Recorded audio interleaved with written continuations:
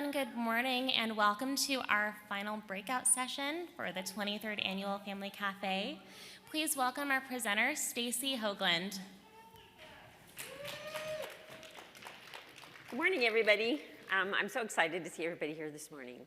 And I'm going to be talking about a program called Partners in Policymaking. And really going to get into a little bit of why we do what we do and how we need to influence policymakers. But before I get started, I want to have, if we can have a mic right over here. We're going to hear from a graduate of our program this past year, and really just her personal experience as a self-advocate, and who has come into the program and done just tremendous in the program. The Partners in Policymaking program is an advocacy and leadership training program for parents of children, young children, older children, who have a developmental disability, and self-advocates.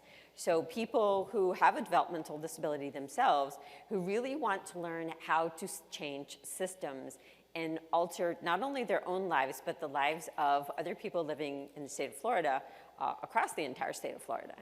And so would you introduce yourself and kind of talk a little bit about your partner's experience? Okay. Good morning, everyone. My name is Samantha LeBron, and I was in the last Partners in Policy class. Now, my experience was a little bit different. Because of the pandemic, we had to do it completely online and not in person. And I know for Stacy and the organization itself, they were really worried about what that experience was going to look like for us, because they want us to be interacting in person and be forming those bonds that we would usually form. But Stacy just made it amazing, and even though it was on Zoom, we made connections and we did amazing things, because I remember when we did our mock testimony, we had, senators, we had a congressman, and even though it was practice, we had their ear. And I know for one of the groups, they had 2 meetings already set before we ended mock. So I know when I started my advocacy journey, I thought to myself, I wish there was a handbook, just to guide me where I should be going. Partners in Policymaking is that handbook. It gives you the tools and the knowledge and the direction. And, you're truly changing other people's lives after you're done with this course. Excellent. Thank you. Let's thank Samantha. Yeah, Samantha was just like an amazing, amazing advocate to have in our program. And the beauty of the program, because it's a blended program, the underlying theme that goes through every one of our sessions, there's 6 sessions, and I'll get into some more details with that soon, but is inclusion. It's all about inclusion. It's about everyone having a sense of belonging.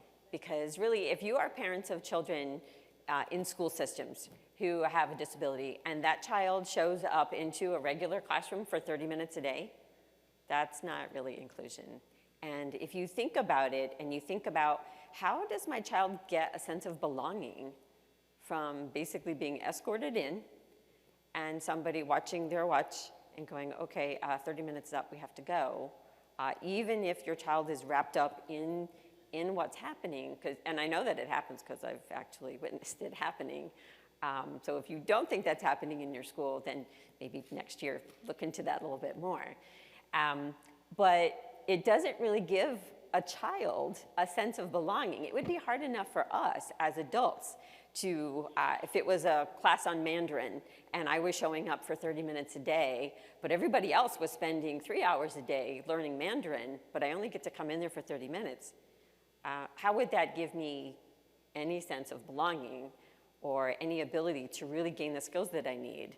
And for some of our kids, it's like Mandarin. It's complex. What's happening in that classroom is complex. And so really carefully look at your kids to determine, what the opportunities are within your school for inclusion, because we, just like the Partners program, it's inclusionary. We welcome everybody in together because we learn from each other. When we operate in silos, we don't. And then we just end up with, the craziness that we tend to see on social media, where people have an opinion for everything. And so we want people to have opinions, but we want to share those opinions. We want to talk about them. We want to understand why someone thinks a way that's different than our own, because that's how we grow and we develop. And sometimes we change our minds. Sometimes we get even more resolved in the way that we feel or that we think.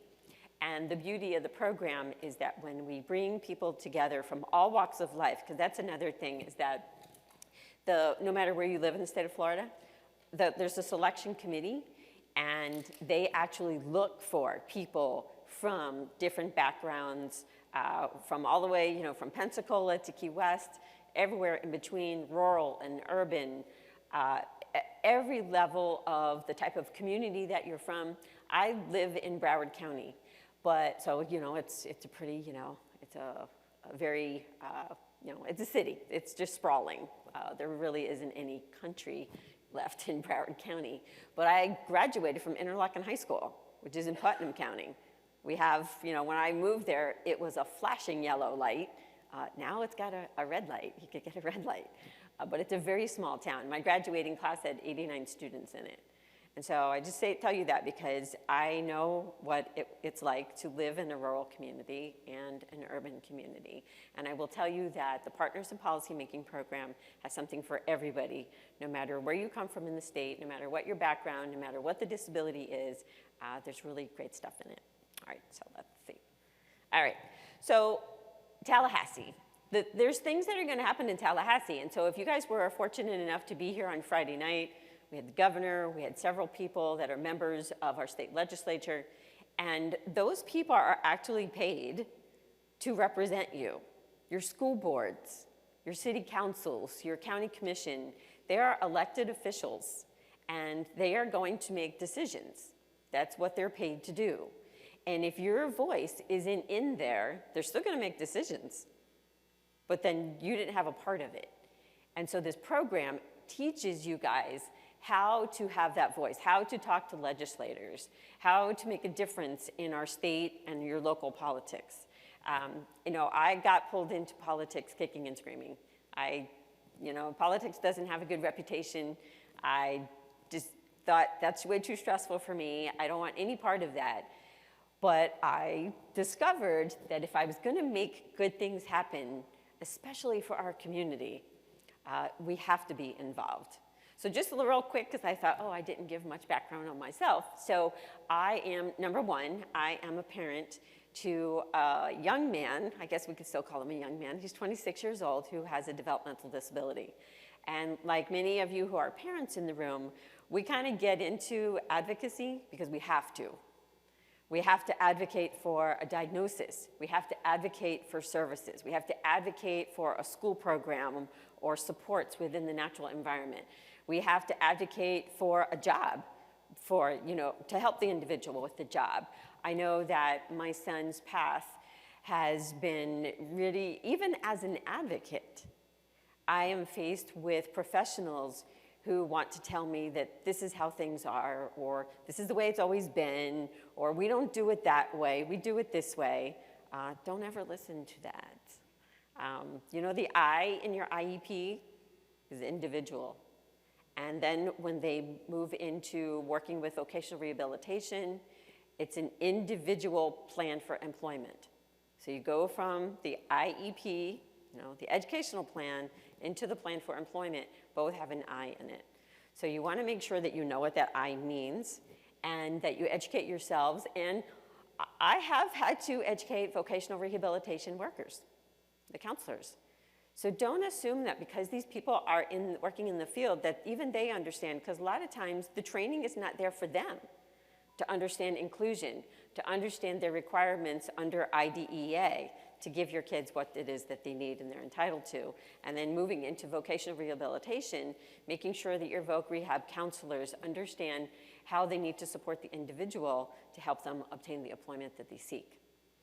So, like I said, in Tallahassee, the stuff's gonna, they're gonna make decisions and you need to be part of that process.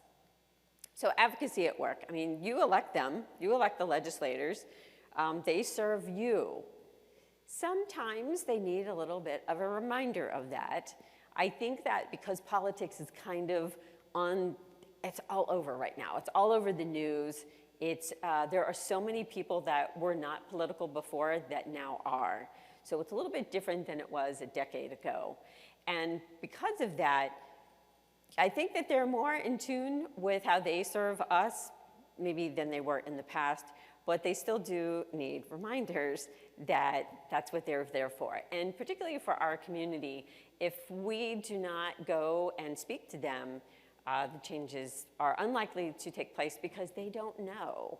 You know, people go to legislators from things like putting a stop sign on their street to swing sets on playgrounds and making decisions about traffic patterns in our downtown cities, and all the way up to the needs of this community. And so you can't expect them to know everything about everything. And so they depend upon all of us to give them the information that they need in order to make those decisions. But if they do not hear from us, they're not going to know. Yes, we get fortunate every once in a while. We'll find a legislator who actually has some information because other people have met with them, or that they're also on that personal journey, that they have a disability themselves, or they have children at home, or a cousin, or whatever, that they have that personal relationship. But if they do not, they're just not going to understand. So why should it be your voice? Because, there are people that are paid. There are people who are paid to be lobbyists, that are paid to be advocates, that this is what they have gone to school to do. They studied political science, and that's what they want to do. So why should that voice be yours rather than theirs? I will tell you that when I have walked the halls of our state capitol, which I encourage everybody to do, it's rather interesting. And if you ever get the chance to go to Washington, that's really, it's very cool. It really is. Being able to be in the Senate and the House buildings and the Capitol and really see, no matter what side of the aisle that you sit on, it's really pretty amazing when you can kind of just get in there and really feel it. Because when you're in both the state capitol and the national capitol, you can feel it. There's a feeling in the hallways, the way that even the furniture, everything makes you feel like big decisions are made here. And so if you haven't been, please go. Just a little side note, if you contact, because I didn't know this, I thought this was really neat. If you contact your Congress member or your senator from Washington, and you schedule to have a tour of the Capitol, you can get personal tours by their staff. Now, COVID, I'm sure, has rocked that boat a little bit, but just I think a year before COVID came on, my son and I did that, and it was really pretty amazing. They take you to places that you don't get to go if you just kind of show up there, and you really get a very in-depth perspective on government and how those decisions are being made that are affecting all of us. And so you guys are the ones that are the most knowledgeable. And when I am very fortunate to be in our state capitol advocating alongside somebody who has a disability themselves, I have to tell you that I will automatically be put on the, I'm going to get to you by the legislator, because they want to hear directly from the person who lives it. And so I cannot, you guys who are self-advocates, I don't know if you know or not. I mean, you're here at the cafe, so maybe you are, if you happen to be sitting here in the room, just how much power you have. Sometimes what you need is just a little bit of more information in order to not only affect your lives, but the lives of others. But when you walk the walk personally, you get the highest level of, I guess, credibility might be the word. And then if you are a family member, then you're right there. A lot of parents will bring their children, if you are a parent of a child with a disability, to meet with your politicians. Both, you can do it at home if you're not comfortable going into the state capitol. You could do that at home. The legislators, they do these meetings, and they all have a home office. You can go meet with them there. School board members as well. I mean, you name it when it comes to elected officials. And you got to be able and willing to share the information that you have So there was a time when I was in Tallahassee, was a group of us from Partners in Policymaking, and we were there advocating. We were in an elevator, which is some of the best places to make changes in our state legislature. So, I mean, actually, you could probably hang out in the elevator in the state capitol and be really effective, because you can't go anywhere when you're in an elevator. So if you're in there and you happen to see people walk in suits, chances are pretty good that they might be somebody. And you can go onto the website and kind of get a feel for, okay, what these people look like. And then when you're in the elevator, you can just like take advantage of that. But I happened to be really lucky, and there was this young man in there with us who has autism. And one of the legislators got on, and he saw this guy's tie. And it was like a tie, like a Looney Tunes decorated tie. And so the legislator, I knew who he was, but you know, nobody in my group knew who he was. And he says to this young man, "Oh man, I love your tie. That's really cool." So this young man now is like, "Oh, thank you very much. And do you work here?" And he's like, "Yeah, I work here. I have an office over there." And so this guy, he just starts talking to this legislator about, "Well, you know who I am, and I do this, and I have autism, and I go to this school and whatever," and he's just filling him in. Well, this legislator was so enamored with him and his message that when we got out of the elevator, they stood there for like 15 minutes just talking about what it's like, what his experience in school was. This legislator was really interested in hearing from this guy who lived it, so much more than, you know, a bunch of, you know, other people who may be paid to come talk to them about the needs of the community. So while I think that lobbyists can be highly effective for many different reasons, I think when it comes to the disability community, when it comes from people who live and walk this path, who have the knowledge that they need to enact change, literally anything can happen. And I've certainly been witness to seeing things happen that even I've been like, wow, I didn't expect that to happen. So what do you need to be effective? You have to understand the process. And because if you just go in there all confused, you may end up saying something that maybe you shouldn't, because one of the things that we talk about in Partners is how to talk to legislators and what, like sort of, I guess, a spin. Like, what are they interested in hearing about, how to be heard. Because, you know, a lot of times, I'm sure that you guys have been in meetings, or maybe it's even you, when you're hearing somebody talk and it sounds like the Charlie Brown teacher, wah, wah, wah, you know, you're just like, you're out. And we don't want that. We want that legislator to be totally open to what you have to say. And your school boards, you know, you all have school boards. And that school board is elected to represent you.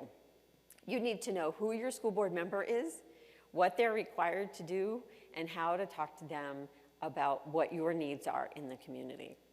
So identify policymakers. You gotta know who those people are that are making the changes. Specify your goals. So what is it that you want? What do you want from, like with education? It's not just about IEP goals. It's about the goals that you have for your child as a human and moving them up into adulthood. Education and the educational system is meant to prepare everyone for life. We're in school for like a minute, right? And then we have the rest of our lives. And for those who are fortunate enough to live, I don't know, say to 90 years old, that's a lot of time after school has ended. So we really spend a small amount of time in education to prepare us for an entire life of what's to follow. And when we don't do a good job in preparing our kids in that window for what is gonna be their life, we do them a disservice. And so when you attend your IEP meetings, when you talk to your school system, make sure that those goals that you are creating are gonna benefit them, their life. And it's like too, when you're looking at the educational placement, if your child is doing their education in a separate, segregated classroom all day, every day, you need to be thinking about how is that gonna help him or her in the world, which hopefully is not going to be separated and segregated for them. If they want to work for Home Depot, they're gonna work with everybody else at Home Depot. If they wanna work in an office, if they wanna work in the Pizza Hut kitchen, They're going to be around other humans that don't necessarily have a disability, and we want them prepared for that.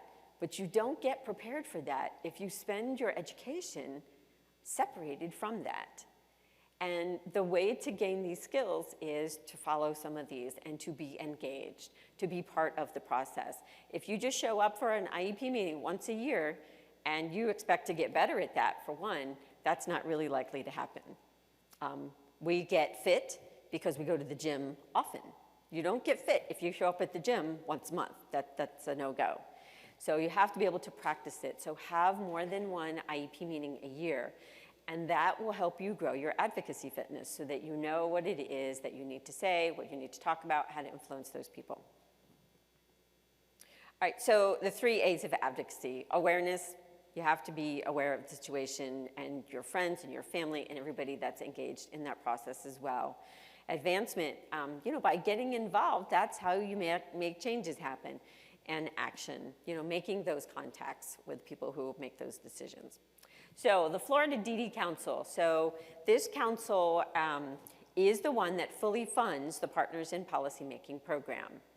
And hopefully you guys are familiar with the DD Council. They actually fund a lot of projects and programs across the state of Florida for people with developmental disabilities. So one of the things is the Partners in Policymaking program. And so the next program is going to start September 10th. The applications window is open until June 30th. So you definitely want to get them in. I have information, so if you didn't get a flyer, see me afterwards, I can give you a flyer. The application is online. It's probably like, about a 10-minute application process. It's not too cumbersome. If you need an accommodation to complete the application, just let me know. I will do whatever it is I can. If you're here at the conference, I can meet with you. I can help you fill it out alongside with you. All right, so the council was established in 1971, and they are funded through a grant from Washington. And so this is one of the projects. The council itself is made up of 29 members, and at least 60% of that council are people with developmental disabilities. And there's different state agencies like APD. They are involved with the council, and they participate in those meetings. So Partners in Policymaking is an international program. So it's here in the state of Florida. It's across the United States. It's in a couple countries in Europe, Japan, and Australia. So it's pretty impressive. And when you become a graduate of the program, it's not just like this nice little program that Florida does, but it's actually an international training program. So there's over 27,000 graduates worldwide in the program. And so the Partners is an advocacy and leadership training program. So we definitely give you guys the skills that you need to be effective advocates. It is not an IEP training. While we do touch on IEPs, if you are interested in learning more skills about how to be better at your child's IEP or at your own IEP, if you're a young student or young adult and you're still in school, you could check out Rights Law. Rights Law is really pretty good. Sometimes school systems will use some grant dollars that they have and help families gain more knowledge through the Rights Law program. But you can check out just rightslaw.com. You get lots of information from them. This program is much more intense. We talk about global advocacy. We talk about advocating, with your school, but we're talking about enacting change at the state level, at the national level, from all walks of life, in all different areas, from recreation to education to housing, transportation, really across the board. So who's eligible? So like I said before, it's parents of children, young children, older children, doesn't matter what age, who have a developmental disability, and self-advocates, so people themselves who have a developmental disability. And again, it's very inclusionary. There was some talk about having, specialized programs for partners, but I'm definitely an inclusionist, and I did not start this way. So for you parents who are like, I don't know, inclusion might be good, might not, I don't really know. I was kind of there. When my son was young, I thought, well, if we have these special programs for special kids, is that a problem? And, I'd like to think that people get wiser as they get older. So I think that I did. And because I think I've swung so far over to the other side now, because I have been an advocate long enough to be with a parent as they enter their 3-year-olds into the school system and watch them graduate out. And I will tell you, the best outcome kids, and I don't care what the disability, what the challenges that you might be able to see or identify on some type of assessment that's not created for kids who think differently. So you've got to be really careful and caution when somebody tells you about an IQ score. But it doesn't matter what those numbers say. Everybody can make progress. Everybody can make change. Everybody can be influential to other people. Everybody can impact other humans. And it's all, if that's what you want to do. There are lots of people who don't want to do that. They're kind of happy and just sort of, being who they are and sticking to themselves. But if you are here at the Family Cafe, then that kind of gives me the message that you want to do better, you want to be better, you want to make the world better, you want to influence others, and that is what Partners in Policymaking is all about. It's learning the skills to make you help develop a better life for yourself. And I have to tell you, I've been running the program for 6 years now, and I have seen people who enter the program who are kind of like, yeah, I'm already doing advocacy, so I think I know some of this stuff. And by the end of the program, it's that same people who will come to me and go, oh my goodness, I learned so much. I thought I knew a lot coming in, but this has really shown me so much that I didn't know. And for those who come in who don't know anything, because that's the beauty of the program, we have parents of kids who are like infants. We have parents of kids who are 45. We have people from all different types of disability background and the needs that may have been identified by a team of professionals, but yet, the individual has so many skills that could benefit so many of the rest of us. And we really all become better when we operate together and we learn that, everybody's different. Everybody, even when this room was packed the other night as the governor was here, even that packed room, no two of us are the same. And so be very careful whenever anybody from one of these systems tells you that, well, we do this for this group, or we do that for that group, or we don't do. Because, again, the eyes in those two plans are individuals, and you need to be really careful and make sure that the individual gets what it is that they need. All right, and there's no charge to participate. And actually, because we're going to be, as of the minute, we're going to be online again this year because we want to keep everybody safe. So we're going to be online. We're working on trying to figure out the last couple of sessions if it needs to be, we'll continue to be online. But it's once a month, and I'll get into some more details about that in a minute. But if you needed a camera because your computer doesn't have a camera, then the council would get you a camera. If you are a parent of a child who needs childcare, they will refund, pay for the childcare. If you have a personal care assistant and you need that in order to participate, they pay for that. When it is in person, because prior to COVID, it was in person here in Orlando, the council brings everybody from no matter where you are in the state of Florida to Orlando. They cover the cost of the hotel, your food, your travel, your childcare. The dedication of the council for this project is enormous. And it just really shows that they will do anything that they need to in order to give the advocates in the state what they need. All right, so what do the students do? So you attend the training sessions. We bring in state-of-the-art speakers. I get to bring in speakers from all over the country to give you guys the skills that you need. All right, so what are the classes like? So where are they? They're going to be online. Can I get a glass of water? Water? Water, yeah, please.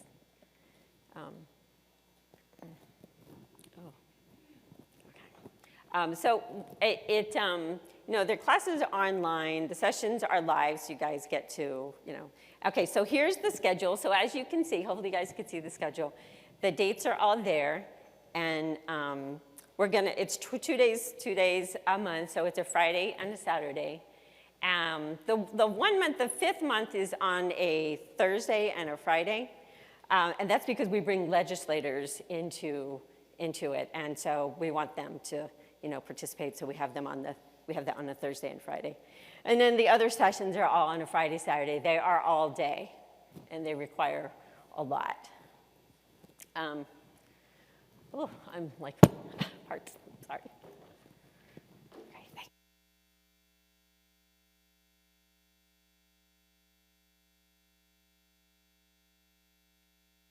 I'm off. Oh, I gotta get back over here. Okay, so the sessions are, we start at 9 o'clock and we end at 4. So they are all day. We take breaks, of course, in between, and we have lunch and all that good stuff. So that's all part of the program. All right, so we learn how to change policies. So we comprise a network of really incredible trainers that get to come in and talk to you guys and fill you in with all the information that you need in order to go forth and basically make change. So here you can see in this picture, that's Andy Gardner in the middle. He was the Senate president and the Gardner Scholarship. Okay, so that's Andy Gardner. And those are people in the Partners Program. We were at Developmental Disabilities Day that year, and we were meeting with him about the Gardner Scholarship. So the goal of the program is to train you guys and give you what you need so that, again, you can go forth and make the changes. It's just a picture of them there in the Capitol. Deliver the skills. The big picture is to make change across the country. Because of all the Partners programs, no matter where they are in the United States, we all want to enact change. So it's like, again, from Washington or state capitals to your little local city hall. All right, so what's your role? So you have to attend every month, okay? So it does take dedication. It requires dedication. You have to attend every month. You can't miss a session because they're that important, okay?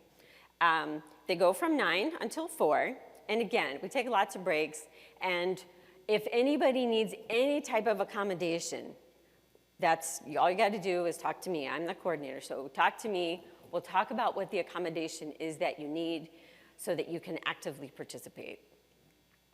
The virtual, again, they're going to be virtual, and like it says there in red, it is mandatory. So if you look at your schedule, and you guys, if you didn't get a flyer, I could give you a flyer. If you go onto fddc.org, you will see there's like a little link there for Partners in Policymaking, and that schedule is there of the months. And one of the other things, and I don't know that I don't believe that I included it here. The other thing is that when you are a partner, the DD Council also brings you to DD Day, so Developmental Disabilities Day in Tallahassee. And that is really amazing. Again, COVID kind of threw, an ugly little hook in there this past year, so where we couldn't be there in the Capitol. But in a normal year, which hopefully we're going to go back into a normal year this coming year, we will be in the building, and I actually have a friend of mine who's a lobbyist. He meets with the class. He teaches you guys how to move around that building, because if you haven't been to the state capitol, it can be a little confusing. So, yeah. So being able to get around that building and show you guys, okay, where's the Senate, where's the House, where are my members' offices, and that kind of stuff. So it's pretty cool. So that is part of the program. It'll bring you there. Homework, you're gonna have homework. It's not a crazy amount of homework. And if you needed an accommodation because it was a little too much, then you're just gonna talk to me. So don't freak out over the homework. It's all related to whatever it is that we're talking about. So you gotta do the homework, and you're gonna implement the skills, right? So we want you to become more involved with attending your school board meetings, getting on different councils in your area, to be able to take what you're learning and go practice it. Because again, you don't get better at stuff if you don't practice it. And then, so complete a major project. You're not going to complete a project during your time in Partners, but you're gonna come up with an idea and for a project to complete within a year's time. So for me, what my project was, because I'm a Partners graduate from 2006, And so my project was to do a training on inclusion in my county. And so I went home and I worked with my ESE director and kind of scheduled when I could do a parent training on inclusionary education.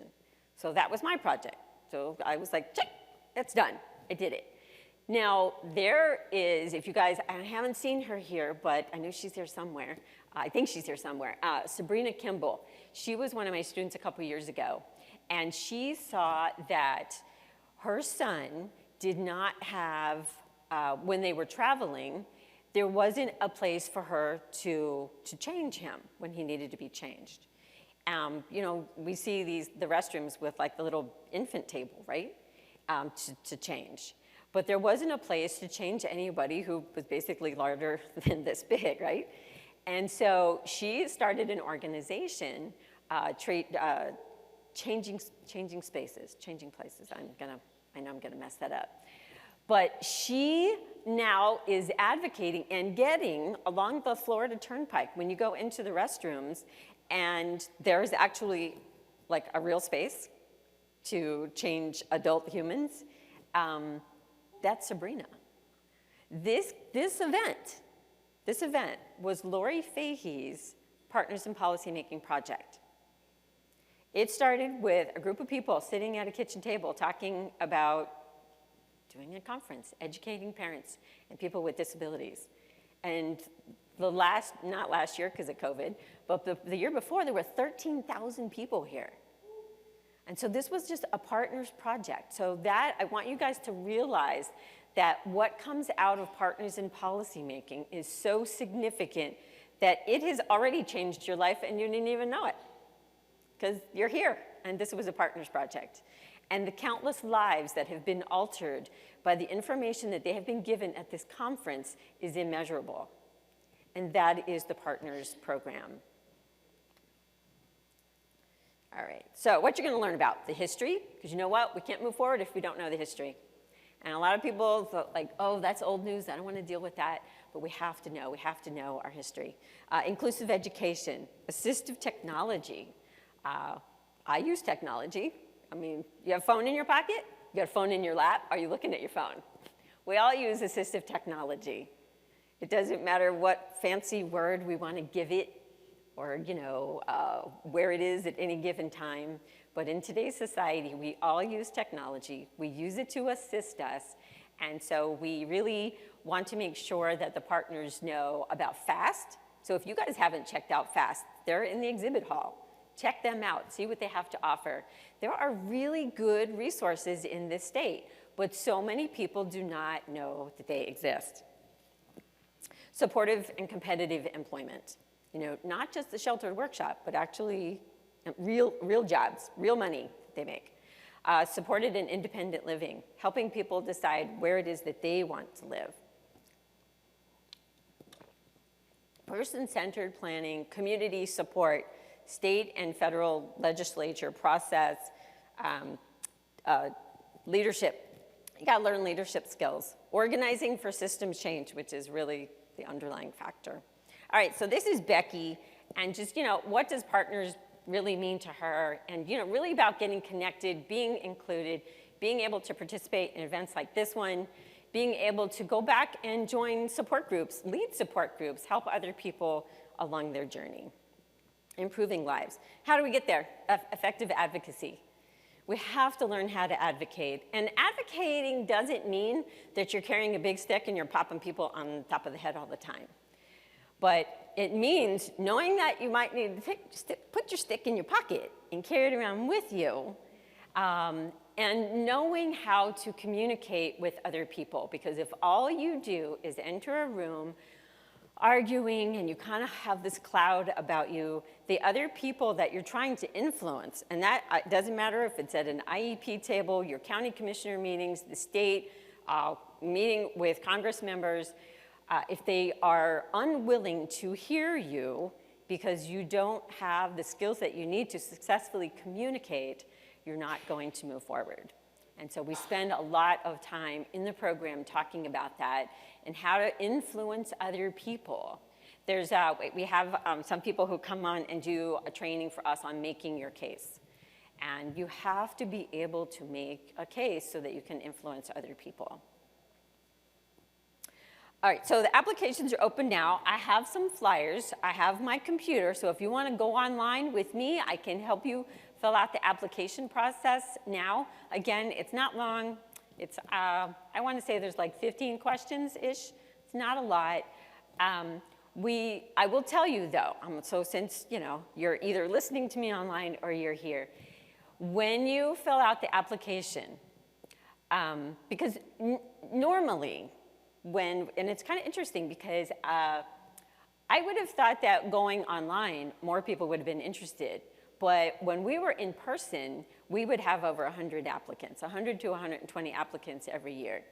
Now that it's online, it's interesting how you can kind of see there's different types of people who like the online versus the in-person. So some people like, one over the other. A lot of people, especially you guys who are parents, maybe you don't want to leave your home because you don't want to leave your children. Self-advocates, it may be like physically really challenging to travel to Orlando. So the online option is a good option for you. But the program normally has between 30 and 35 people that are chosen. So if you want to get chosen, just a little heads up on the form, you want to make sure that you talk in there about how you want to make changes for your community. The program is not about IEPs. And a lot of times I will get applications that say, I want to learn how to attend my kid's IEP meeting. Then you'll get an email from me that will give you lots of other resources about where to go for those kind of trainings, because Partners is not going to be it. So just a little heads up, if you want to get into the program, you're going to put on there that you want to enact more global change and systems change. There is a selection committee. I don't choose them. I don't choose you guys. There's a 7-member selection committee, and that is what they do. They go over all the applications. And again, they really are looking for representation for the parent group, parents of little ones and parents of big ones. All walks of life, all areas of the state, all of it. For self-advocates, they're looking for the same, diversity across our state, backgrounds, interest in the program, and there has to be an interest. So you guys who are parents, if you think you're gonna go home and you're gonna talk to your adult child who may have a disability about being in the program, and they're like, no, then it's not for them. We can have another talk about that, about how to talk to them about how to take charge of their own lives.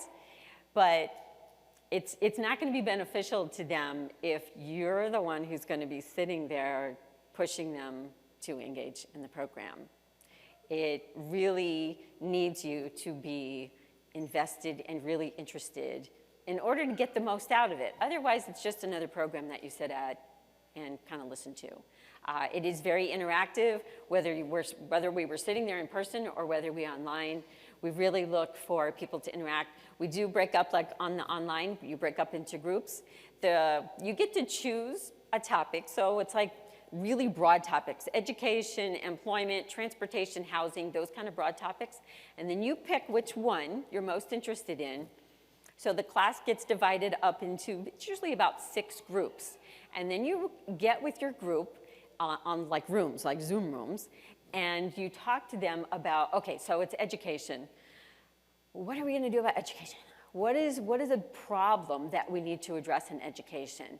So one of the groups last year, their project that they were working on as a group in what's called the mock testimony was on, they wanted to see a bill that would require all of the public schools in our state to include training on people with disabilities within social studies. Not just the, oh yeah, we have this nice curriculum kind of thing, but actually a requirement and accountability process to that. So that group then develops their proposal as if they were sitting before a legislator saying, we are proposing this bill and we want your support. And then how to make that happen. And really fabulous ideas comes out of those groups. So it's a really cool part of the process. So it's not just whole group, but it's small group as well. All right, so like I said, you're going to attend 6 of them, and then any reimbursement is provided. Okay, there we go.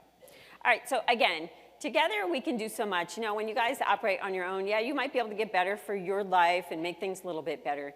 But when we actively engage with each other, with those people who are in a position of power, and again, we put them there. We put them in these positions of power. So we need to be part of the process and educate them about our needs, about the needs of our community, because we cannot expect them to know what to do if we're not directing them. So that was a group. That's a group from a couple years ago. I do have the program, if you just look, Florida Partners in Program. It's on Facebook. It's on LinkedIn. It's on Instagram. It's on the fddc.org website. So if you want to check out any of the social media, you can kind of see, like last night, for example, a batch of partners, graduates got together last night for like a little social hour. And it was really pretty exciting because the class that was online this year, they got to actually meet each other last night. And so I took some pictures and I threw them up on our Facebook group. So you could take a look at that and kind of see, you know, not just pictures from last night, but the pictures of the people as they go through the program. So here's me. So you can contact me with any questions that you might have. I am going to hang out. So if you want to talk to me, we can hang out here. We can hang out in the lobby out there as they get ready for the next presentation in here. But I really encourage you guys to give yourselves the opportunity to grow. And I have never had anybody come through the program that didn't tell me that they grew, and some really grow a lot. And I was sharing with a graduate this morning that I had a woman in the class a couple years ago that was 78 years old, and she said to me that she had made more important changes in her own life while going through the program than ever. And so there is no limitation until we're gone that we can change. So if you're living and breathing, you can be different, you can do different, you can do better, you can influence the community, you can help people like me do a better job, you can influence others. Everybody has the potential and the possibility to make the world a better place. So it's all about your choice, and if you want to do that. And if you do, again, the Partners in Policymaking program will help you get there. It will help you have a voice. It will help you be able to know those key players that really need to be influenced. But they're not going to be if we say nothing. And that's that. Are there any questions or comments or anything that you guys would like to share?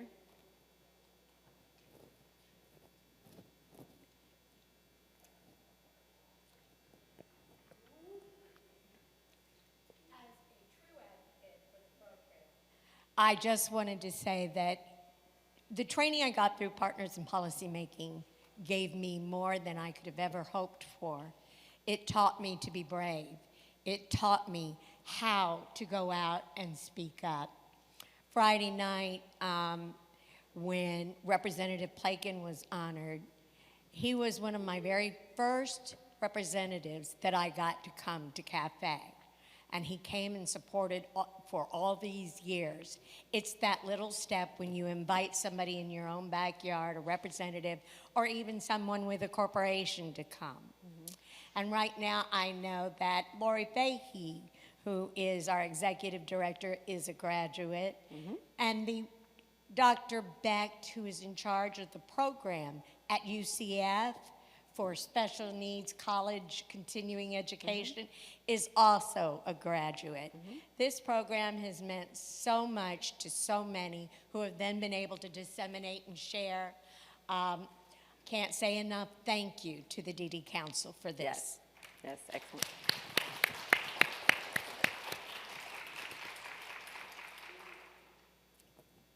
Anything else? No? Okay, a quiet group.